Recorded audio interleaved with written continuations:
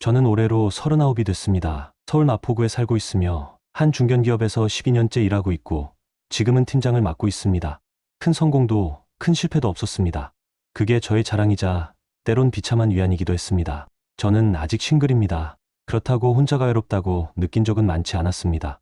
제겐 친구들이 있었고 제법 괜찮은 사람들과 함께 살아왔습니다. 그 중에서도 진우는 제가 가장 오래 알고 지낸 친구였습니다. 대학교 동아리에서 만났고 군대도 비슷한 시기에 다녀왔고 졸업 후에도 같은 업계에서 일했습니다. 가끔은 말하지 않아도 서로를 이해하는 것 같은 그런 친구였습니다. 우리가 마지막으로 진하게 술 마신 건 작년 겨울이었습니다. 나 결혼한다. 그날 진우가 그 말을 꺼냈습니다. 처음엔 농담인 줄 알았습니다. 진우는 연애를 오래 하지 못하는 타입이었거든요. 깊은 감정보다 순간의 호감을 더 따르던 사람. 이번엔 진짜야. 너도 조만간 한번 봐. 그는 핸드폰을 꺼내 사진을 보여줬습니다. 그 순간 숨이 턱 막혔습니다. 그녀였습니다. 그녀가 맞았습니다. 잊었다고 생각했습니다. 그녀와의 기억은 이미 오래전 일이니까요. 하지만 사진 속 그녀는 예전보다 더 단정하고 밝은 얼굴로 웃고 있었습니다. 진우의 품에 안긴 채로. 그녀를 처음 만난 건 지금으로부터 7년 전 한 클럽에서였습니다. 이날의 기억은 제 인생에서 가장 애매하고도 잊을 수 없는 밤이었습니다. 이름도 몰랐습니다. 그저 분위기에 취해 말을 섞었고 한참을 웃고 떠들다 자연스럽게 밖으로 나왔습니다. 그리고 그날 우리는 함께 있었습니다. 다음날 연락처도 아무 말도 없이 헤어졌습니다. 전 그런 인연이라 생각했고 곧 잊혀질 거라 믿었습니다. 하지만 몇 주 뒤 회사 근처 카페에서 우연히 다시 마주쳤습니다. 그녀는 절 기억하고 있었습니다. 저도 마찬가지였습니다. 그렇게 시작된 만남은 가벼웠고 은밀했습니다. 데이트라 부르기도 애매했고 연애라 하기엔 감정이 푸듯했습니다. 한 달에 한두 번 서로의 시간을 방해하지 않는 선에서 만났습니다. 저는 그 관계에 이름을 붙이지 않았습니다. 그녀도 묻지 않았습니다. 그리고 그건 어느 날 갑자기 끝났습니다. 마지막 만남 이후로 연락이 끊겼습니다. 바쁘게 살다 보니 기억도 점점 흐릿해졌습니다. 다시는 마주칠 일 없을 거라 믿었습니다. 그런데 지금 그녀가 제 가장 가까운 친구의 예비신부가 되어 있었습니다. 어디서부터 잘못된 걸까요? 아니면 잘못된 건 없었던 걸까요? 한 가지는 분명했습니다. 저는 이 결혼식에 가면 안 됐습니다. 하지만 이미 늦었습니다. 그녀의 이름은 그땐 몰랐습니다. 진짜로 몰랐습니다. 심지어 물어보지도 않았습니다. 7년 전 그날 클럽에서 그녀는 친구들과 있었고 저도 그랬습니다. 처음엔 단순한 대화였습니다. 서로 이름도 직업도 사는 곳도 말하지 않았습니다. 그런데 대화가 이상하게 오래 이어졌습니다.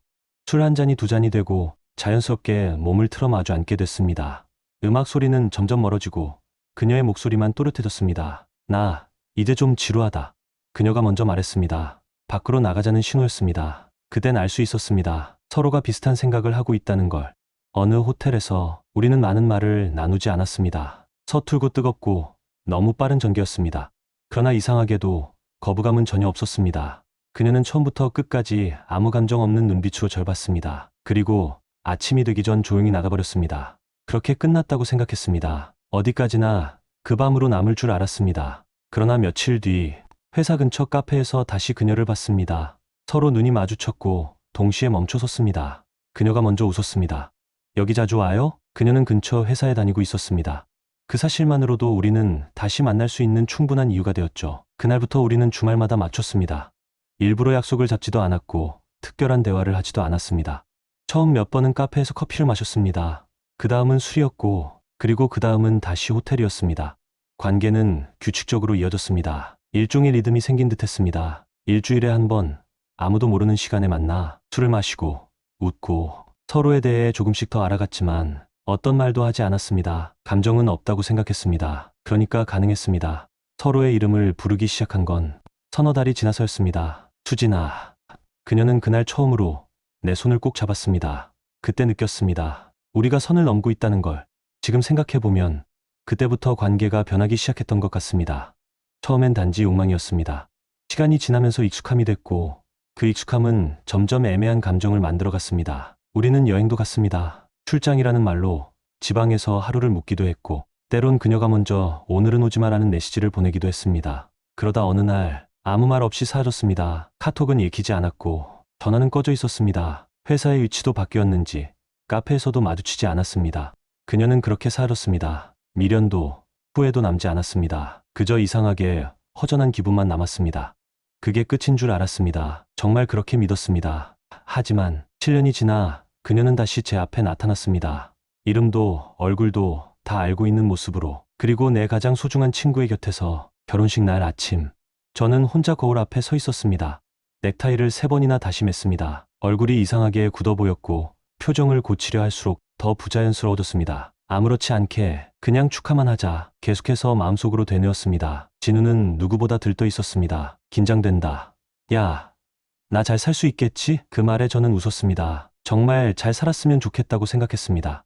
결혼식장은 강남의 한 호텔이었습니다.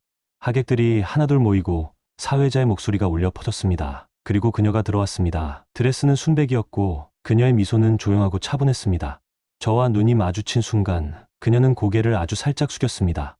그 한 번의 눈빛, 그 짧은 인사, 그것이 우리가 지난 7년을 묻는 방식이었습니다.